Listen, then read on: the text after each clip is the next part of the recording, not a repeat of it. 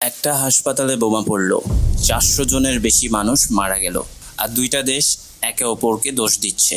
এটা কোনো সিনেমা না, এটা 2026 সালের পাকিস্তান আফগানিস্তান সীমান্ত। 2021 সালে তালেবান আফগানিস্তানের ক্ষমতায় আসার পর থেকে পাকিস্তানি তালেবান বা টিটিপি আফগান ভূখণ্ডে আশ্রয় নিচ্ছে।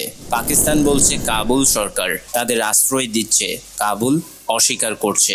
গত ফেব্রুয়ারিতে সরাসরি সংঘাত শুরু হয়, তারপর থেকে পাকিস্তান আফগানিস্তানে প্রায় 200 বার আকাশপথে হামলা চালিয়েছে, যার প্রায় অর্ধেকই বেসামরিক এলাকায় আঘাত করেছে। মার্চে সবচেয়ে বেশি বিতর্কিত ঘটনা ঘটে কাবুলের এক ড্রাগ রিহাব হাসপাতালে। পাকিস্তানি বিমান হামলায় 400-র বেশি মানুষ নিহত হয় বলে তালেবান দাবি করে। পাকিস্তান বলছে তারা মিলিটেন্ট ক্যাম্পে হামলা করেছে, হাসপাতালে নয়। জুনে পেশোয়ারের কাছে আর করাচিতে বড় দুটো টিটিপি হামলার জবাবে পাকিস্তান আবার বিমান হামলা চালায়। জাতিসংঘ নিশ্চিত করেছে অন্তত 41 জন বেসামরিক মানুষ মারা গেছে।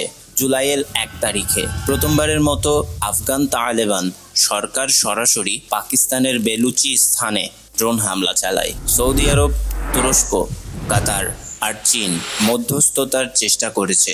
অক্টোবরে একবার যুদ্ধবিরতিও হয়েছিল, কিন্তু ভেঙে গেছে। মূল সমস্যা এখনো অমীমাংসিত। টিটিপি কে নিয়ন্ত্রণ করবে? বিশ্লেষকরা বলছেন এই সংঘাত এখন নতুন স্বাভাবিক হয়ে গেছে। মাঝে মধ্যে হামলা, মাঝে মধ্যে নীরবতা, কিন্তু স্থায়ী শান্তি নেই। তো এই ছিল আজকের ভিডিও। দেখা হবে পরবর্তী নতুন আরেকটি ভিডিওতে। কমেন্টে জানান আপনি নেক্সট ভিডিও কোন কনফ্লিক্ট নিয়ে জানতে চান।